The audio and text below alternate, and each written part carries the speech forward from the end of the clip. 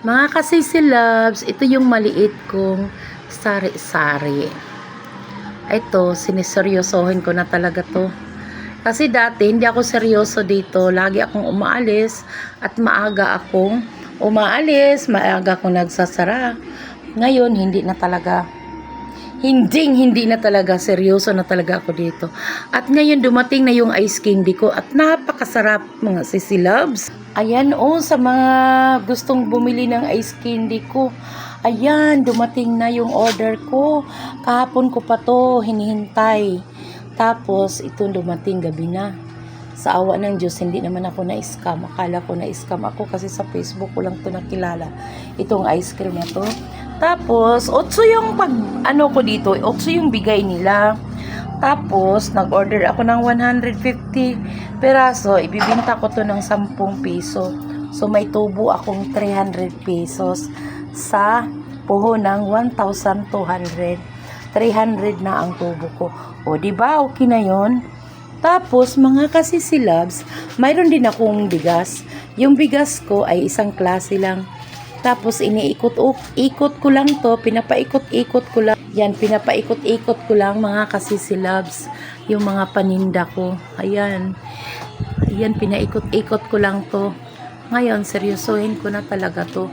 Dapat pala, pag nagbukas ka ng alas 5 talaga ng umaga, araw-araw yan.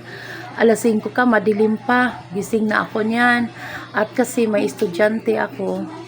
Kaya maaga rin akong nagising. Tapos kailangan before 5 naligo na ako niyan kasi magbubukas na ko ng aking paninda.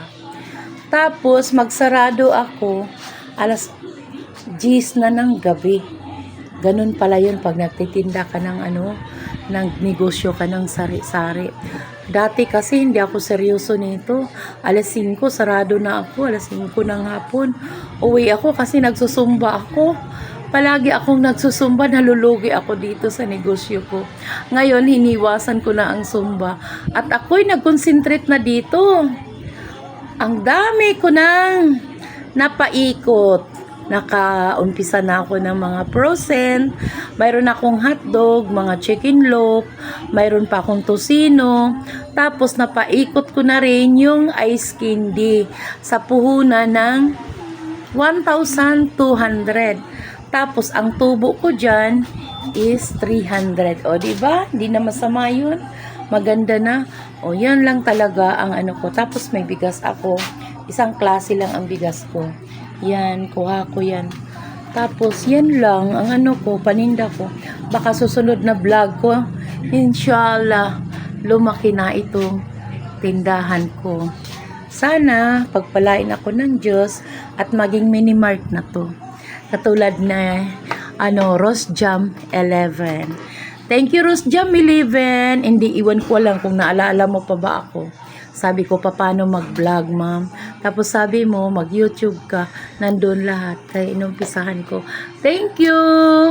Don't forget to subscribe my YouTube channel. Bye!